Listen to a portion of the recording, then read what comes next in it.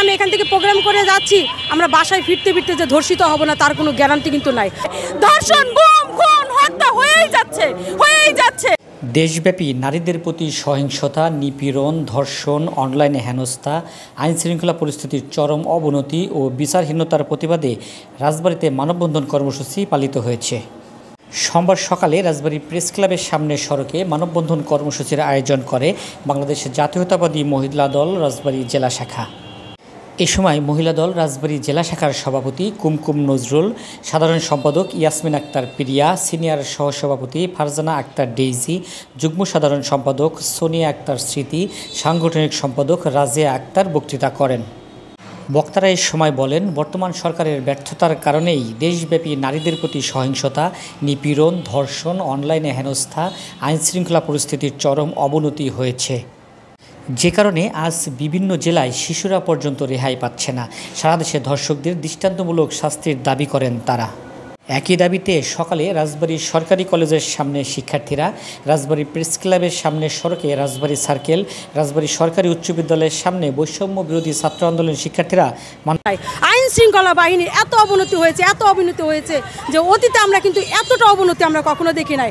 আর আমি মনে করি একজন ধর্ষকের শাস্তি সর্বোচ্চ মৃত্যুদণ্ড যদি তাও জনসম্মুখে করা যায় তাহলে ওই ধর্ষক তো মারাই যাবে। বিগত দিন আর কেউ এরকম ধর্ষণের শিকার হবে না বলে আমি আশা করছি। তার বিকল্প কোনো ব্যবস্থা কি নেই? আমি প্রশাসনকে দৃষ্টি আকর্ষণ করছি, প্রশাসন ভাইরা আপনারা যারা আছেন, আপনারা দ্রুত এই আসিয়ারকে যারা নির্মমভাবে ধর্ষণ করা হয়েছে, আসিয়াকে ধর্ষণ করা হয়েছে, সেই আসামিদের আইনের আওতায় আনার জন্য দ্রুত অনুরোধ করা হচ্ছে। ধন্যবাদ সবাই। কিন্তু বাংলাদেশের অবস্থা এই অবস্থায় দাঁড়াতো না। তো যেহেতু প্রমাণ আছে, আমি চাইবো যারা অরিজিনাল প্রকৃত ধর্ষণকারী তাদের শাস্তি হোক মৃত্যুদণ্ড।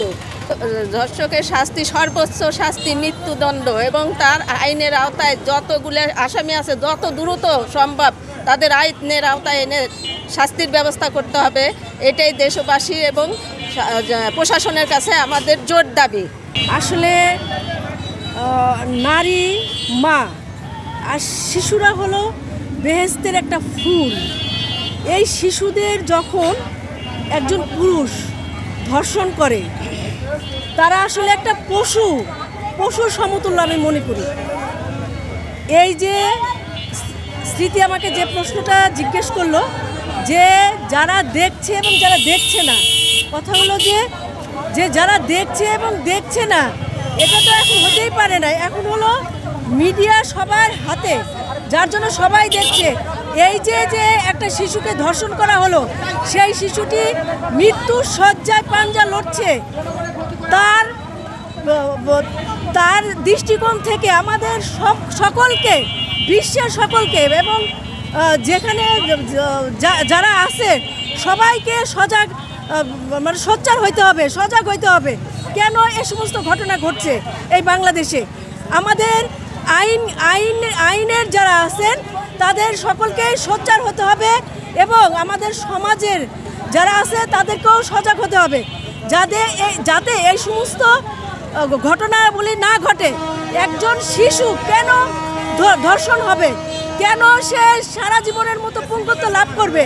এই জন্য আমি চাই সারা বাংলাদেশের মানুষ জাগ্রত হয়ে এদের বিচার হোক এবং বিচারের আওতায় এনে তাদেরকে ফাঁসির ব্যবস্থা করা হোক এবং আইনে যেন দ্রুত আইনের ব্যবস্থা করা হোক। কারণ এই আইনের ফাঁক ফোকর দিয়ে সব বের হয়ে যায়, আমাদের যারা ধর্ষণ করে তারাও বের হয়ে যায়।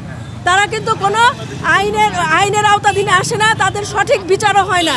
এই জন্য আমি বলবো তাদের সঠিক বিচার একটাই, যে দ্রুত আইনের আওতায় এনে তাদের ফাঁসির ব্যবস্থা করা হোক।